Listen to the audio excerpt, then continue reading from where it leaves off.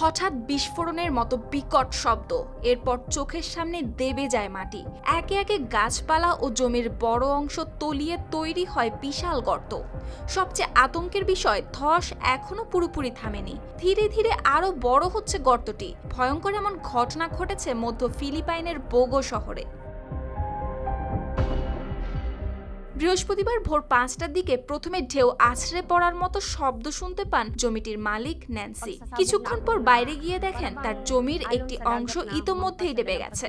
শুক্রবার ওই ধসে যাওয়া অংশটি আরও প্রায় 15 মিটার চওড়া হয়ে যায়। এদিকে স্থানীয় কর্মকর্তারা জানিয়েছেন গর্তের নিচ দিয়ে পানি বয়ে যাওয়ার প্রবল শব্দ শোনা যাচ্ছে। তবে গর্তটি কতটা গভীর, মাটির নিচে কতদূর বিস্তৃত, কিংবা ঠিক কী কারণে তৈরি হয়েছে এমন গর্ত, তা এখনো নিশ্চিত নয়। Breaking news! Angela Lacote Circle!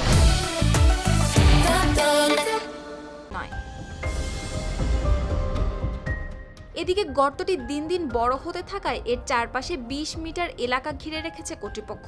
এমনকি সেখানে কাউকে যেতেও দেওয়া হচ্ছে না।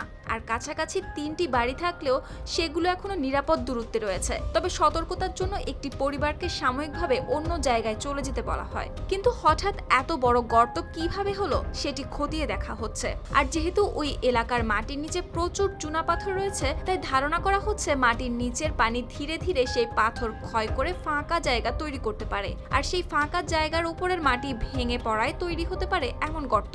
তবে এখানেও ঠিক সেটি ঘটেছে কিনা সেটি পরীক্ষা করে দেখছেন বিশেষজ্ঞরা। সুপ্তি রায়, RTV।